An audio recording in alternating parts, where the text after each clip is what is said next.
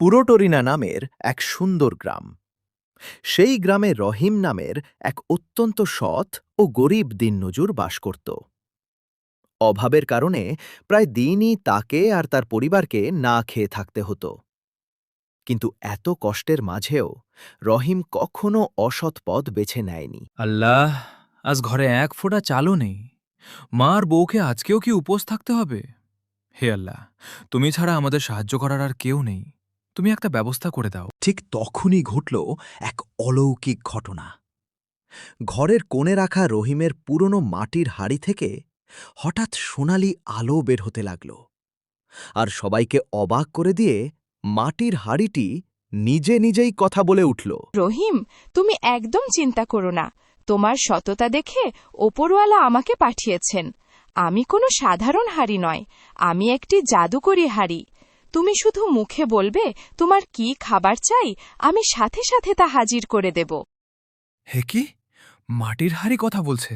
সত্যি? তাহলে তাহলে আমাকে এক থালি গরম ভাত আর মাছের তরকারি দাও তো দেখি। রহিমের কথা শেষ হতে না হতেই জাদুর হাঁড়ি থেকে গরম গরম ধোঁয়া, ওড়া ভাত আর তরকারির থালি হাজির হয়ে গেল। রহিম পেট ভরে খেয়ে ঠিক করল এই খাবার সে গ্রামের অন্য গরিব মানুষদেরও দেবে। ভাই সাব, চলে এসো।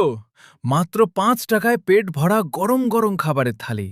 যে যত পারো তৃপ্তি করে খেয়ে যাও। আমাকে এক প্লেট দেন।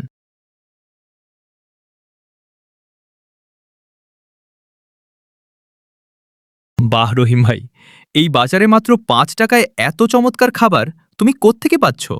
আমাদের তো চোখ বিশ্বাসই করছে না। খাবারটা একদম অমৃতের মতো স্বাদ। ভাই, এটা আল্লাহর অশেষ রহমত। তোমরা মন ভরে খাও। রহিমের এই ৫ টাকার থালির কথা পুরো গ্রামে ছড়িয়ে পড়ল। কিন্তু গ্রামের লোভী ধনী মোড়ল এটা সহ্য করতে পারল না।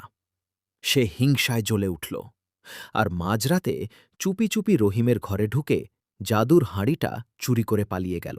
হা, এবার এই জাদুর হাড়ি আমার।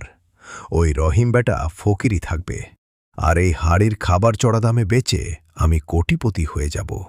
এই হাড়ি, জলদি আমাকে গরম গরম বিরিয়ানি আর দামি দামি মিষ্টি দে।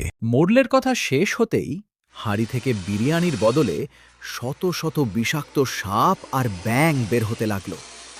আর জাদুর হাঁড়িটি রেগে গিয়ে ভারী গলায় মোড়লকে বলতে লাগল, লোভী মোড়ল, তুই চুরি করেছিস। তোর মতো চোরের কপালে খাবার নেই, শুধু শাস্তি আছে। তোকে আজ আমি মেরেই ফেলব।